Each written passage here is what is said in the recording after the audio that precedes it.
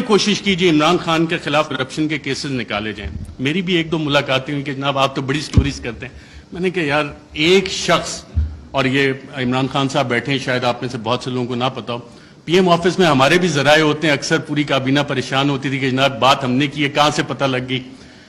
وہ شخص جو پانی کی آدھی بوتل بھی ضائع نہیں ہونے دیتا بطور وزیر اعظم کے, یار یہ آدھی پانی کی بوتل میں نے ابھی رکھی کیوں اٹھا کے لے گئے, وہ کرپشن کرے گا. میں نے سمجھائی لوگوں کو یہ بات, لیکن پلے بک کیونکہ وہی پرانی تھی, کیا کرپشن کے کیسز نکالو, ڈسکریڈٹ کرنا ہے, کرپشن تھوپنی ہے.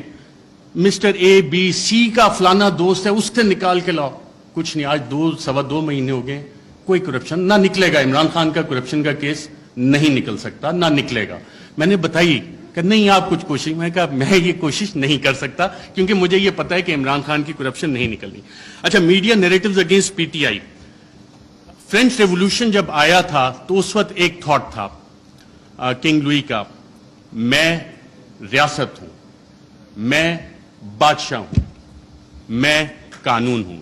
اور یہی چیز ہم نے دیکھی کہ جب media narratives P T I کے خلاف بن رہے تھے, ابھی حال ہی میں آپ اگر آئی ایم دا کنگ کا دیکھ لیں, the king can do no wrong. King ہمیشہ, جو بادشاہ ہے وہ ہمیشہ اچھی چیزیں ہی کرتا ہے. فیٹو پہ پوری حکومت نے کام کیا, ہماد اظہر بھی ادھر ہیں, لیکن پی ٹی آئی نے کام نہیں کیا, بادشاہ نے سب سے اچھا کام کیا. آئی ایم دا لا, قانون میں ہی ہوں. پولیٹیکلی آئسولیٹ کرو پی ٹی آئی کو. آج پی ٹی آئی واقعی پولیٹیکلی آئسولیٹڈ ہے. کون سی سیاسی جماعت ہے جو پی ٹی آئی کے ساتھ اتحاد میں کھڑی ہے؟ سب ایک طرف ہو گئے, لیکن ایک اسٹرینتھ گین ہوئی اس میں. پاکستان کی عوام بغیر کسی کال کے نکل آئے, اور شاید جو وزیر اعظم عمران خان کا آخری دن تھا وزیر اعظم ہاؤس میں, اس وقت جو لوگ نکلے اور جنہوں نے رپورٹ کیا, آئی تھنک عمران ریاض تھے, باقی ہم لوگ بھی تھے, ان سب نے ایک بات نوٹ کی. آپ نے خود بھی اپنا دفتر چھوڑنا ہونا, کافی ٹائم لگتا ہے, کہ ایک شخص فوراً اٹھ کے چلا گیا اور کہا, جب سوال جواب ہوئے, کوئی رہ تو نہیں گیا, اکیلا کر دیا ہے, اب اس کے ساتھ کس نے کھڑا ہونا ہے؟ پاکستان کی عوام کھڑی. یہ وہ ڈفرینٹ فیکٹر تھا, چینج تھی, جس کو کسی بھی سازشی نے کیٹر نہیں کیا ہوا تھا. یہ وہ ویریبل تھا, عوام کا ویریبل تھا, جس کی وجہ سے یہ چیزیں. میں کوئکلی تھوڑا سا 2 منٹ اگر آپ کی اجازت ہو تو سائفر کے اوپر بھی بات کرنا چاہوں گا. سائفر پہ بھی میڈیا نیریٹیوز بڑے مزے کے بنے, اس پہ اور ڈیبیٹ بھی ہو سکتی تھی, کافی مزے کی چیزیں تھی. پہلا کیا بنا جی, پہلی میڈیا نے رپورٹ کرنا شروع کیا اور باقاعدہ یہ بتایا گیا کہ جی سائفر تو ایگزسٹ ہی نہیں کرتا, سائفر نام کی تو کوئی بلا ہی نہیں ہے. پھر دوسری چیزیں, میڈیا کی یہ سٹوریز آئیں اور ریکارڈ کے اوپر موجود ہیں, پرنٹ کیے ہیں, ٹی وی پروگرامز ہیں, کہ سائفر تو یہ ایزمپشنز پہ بیسڈ ہے. وہ ایزمپشنز ہیں ہمارے امبیسڈر کی یا کس کی. پھر یہ بھی کہانیاں میڈیا میں آئیں کہ جی یہ تو فارن آفس میں خود ہی پی ٹی آئی والوں نے بیٹھ کے بنا لیا ہے, یہ تو شاہ محمود قریشی نے خود ہی بیٹھ کے بنا لیا ہے. پھر جب وہ بھی ساری چیزیں, کیونکہ سائفر ایگزسٹ کرتا تھا, سائفر موجود تھا, پھر کہا گیا جی کانسپریسی کا ایویڈنس کوئی نہیں ہے. اچھا, پھر عمران خان بطور وزیر اعظم, میرا خیال وہ کرکٹ کھیل رہے تھے, اور جب انہوں نے کہا تھا کہ مینٹلی میں اسٹرانگ ہوں, تو بہت سے لوگوں نے انڈر ایسٹیمیٹ کیا. انہوں نے کابینہ کی بھی کمیٹی بلائی, کابینہ کی اسپیشل کمیٹی غالباً 30 مارچ کو ہوئی. 30 مارچ کو میں نے سابق وفاقی وزراء سے پوچھا, وہاں کانسپریسی کی بات بھی ہوئی, کانسپریسی کا ذکر بھی اس میں ہوا, اور پھر 31 کو نیشنل سیکیورٹی کمیٹی بھی انہوں نے بلا لی, اور اس کا بھی مور اس پہ لگ گئی کہ بلیٹنٹ انٹرفیرنس. اور اس کے آخری پیراگراف میں ایک لفظ لکھا ہوا ہے کہ جو 31 کو نیشنل سیکیورٹی کمیٹی کی میٹنگ ہوئی, اس نے 30 مارچ کے جو منٹس اسپیشل کیبنٹ کے ہیں ان کو ریٹیفائی کیا. اب 30 مارچ کو آپ سب وفاقی وزراء جو اس میں بیٹھے تھے, اس وقت کے وزیر اعظم اس میں بیٹھے تھے, ان سب نے کانسپریسی اور سازش کا لفظ اس میٹنگ میں ذکر کیا. یہ میرے ذرائع نے مجھے بتایا ہے, آپ سبھی یہاں پہ بیٹھے ہیں, اگر کسی نے کانٹراڈکٹ کرنا ہے تو سابق وزیر اعظم خود بیٹھے ہیں, وہ کر سکتے ہیں کہ 30 مارچ کو جو اسپیشل کیبنٹ میٹنگ تھی اس میں سازش کا ذکر ہے. بالکل سازش کا, میں ایز اے جرنلسٹ کلیم کر رہا ہوں.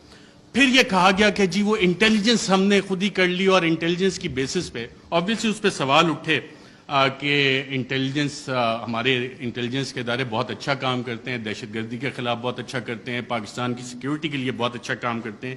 لیکن مسئلہ یہاں پہ آتا ہے کہ جب انہیں ڈریگ کیا جائے سیاسی معاملات میں, اور یہ کہا جائے کہ جی انویسٹیگیشنز ہوئیں, کون سی انویسٹیگیشنز, یہ سوال ہوا ہے. اب ریجیم چینج میں انٹیلیجنس کا ایک بنیادی کردار ہوتا ہے, انٹیلیجنس انفارمیشن کا بنیادی کردار ہوتا ہے. اگر آپ اگلی سلائیڈ کریں ذرا, Colin Powell, US secretary of state, UN security council में इंटेलिजेंस इंफॉर्मेशन की बेस पे उन्होंने कहा जी यहाँ पे ये वाले वेपन्स इराक में मौजूद हैं, ये केमिकल वेपन्स हैं, ये न्यूक्लियर वेपन्स वहां पे वो बना रहे हैं। इराक वॉर खत्म हो गई, इराक तबाह हो गया।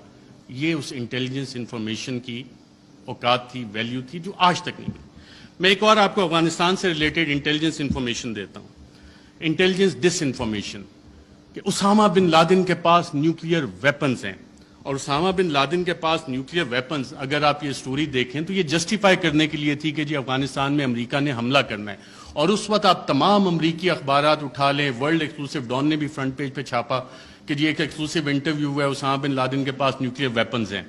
वो न्यूक्लियर वेपन्स आज तक नहीं निकले। तो ये होती है इंटेलिजेंस इंफॉर्मेशन। जब तक आप तहकीकात नहीं करते, उसे वेरीफाई नहीं करते, बहुत सी JITs में इंटेलिजेंस इंफॉर्मेशन आती है, बहुत अच्छा काम होता है, लेकिन उसकी वेरिफिकेशन चाहिए होती है। इंटेलिजेंस और इंटेलिजेंट इंफॉर्मेशन में फर्क होता है।